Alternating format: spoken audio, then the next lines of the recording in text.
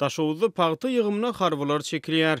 Türkmenistanyň Serhet gullugynyň hemde Gury ýer goşunlarynyň eskerleri Daşowuzda köpçülikleýin paýta ýygymyna çekilýär. Bu barada Azatlygyň vilayetdäki habarçysy maglumat berýär. Onuň sözlerine görä şu ýyl suw ýetmezçiligi sebäpli vilayetyň çägine paýtanyň umumyň bereketi ýok. Daşowuz vilayetyna paýta ýygymyna resmi derejede 16 sentýabrda badylgy berildi.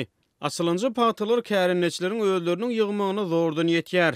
Emma döwlet harwylary sehel açylyp oturan paýta bolsa, gönü kärenneçilerden soramazdan eskerleri ýygyma başladýar diýip Azatlygyň habarçysy aýtdy. Ol bu ýagdaýyň paýtaçy kärenneçileriň gazanç çeşmesine oňoýsuz täsir edýändigini gurrun berdi. Paýtanyň harwylary ýygdyrylmagy bilen kärenneçileriň az hem bolsa girdeji bolar diýip garaşyp oturan 40 teňgesini ýitirýär diýip Azatlygyň çeşmesi belledi.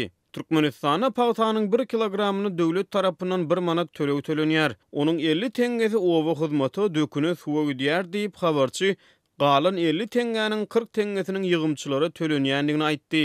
Inni kärenneçiler eskerleriň ýygyn paýtasyna 40 teňge töläp üstüsine olary naharlamaly hem bolýarlar diýip çeşme sözüne goşdy.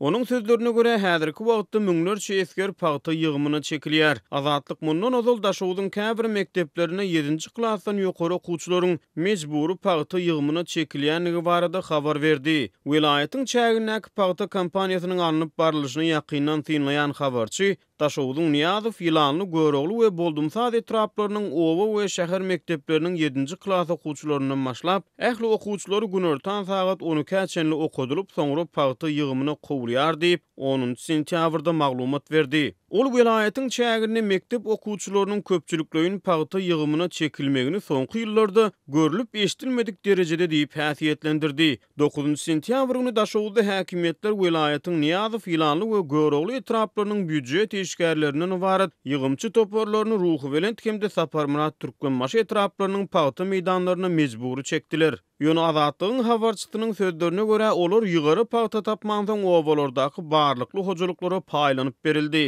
27 sentýabrda Azatlygyň vilayetdäki habarçysy büdjet işgärlerini mejbury paýta ýygymyna çekmek işleriniň dowam edýändigini, ýatymlaýyn paýta ýygymyna uradylýan paýtaçylaryň amatsyz şertlerde ýaşamagy mejbur bolýanlygyny habar berdi. Şeýle-de vilayetde bu ýyl 16 sentýabrda geçirilen Akkerwen dawarasyna taýýarlyk çärelerine büdjet işgärleri bir hepdelep mejbury çekildi. Ýygym möhsümi başlamazdan ozal resmi paýta ýygymyna girişilýän paýta meýdanlaryna defalyant ýetmezçiligi sebäpli gowuça ýapraklary büdjet işgärlerini elde ýolduruldy. Azatlygyň habarçysy 2 oktýabrda gowuçanyň ýapragyny düşürmekde ulanýan dermanyň vilayetyň çägindäki paýta meýdanlaryna ulanylyp başlananyny habar berdi. Şu 2 oktýabrda Daşowuzyň paýta meýdanlaryna gowuçanyň ýapragyny düşürýän derman uçurda sepilip başlany diýip habarçy goşmaçy maglumat berdi. Paýta önümçiligini mejbury zähmete garşy göreşýän halkara hukuk toparlary düýün 1 oktýabrda Birleşen Milletler Guramasynyň New Yorkdaky baş binasynyň öňünde Türkmenistanyň mejbury zähmetine ägilelik bildirip protest çäresini geçirdiler.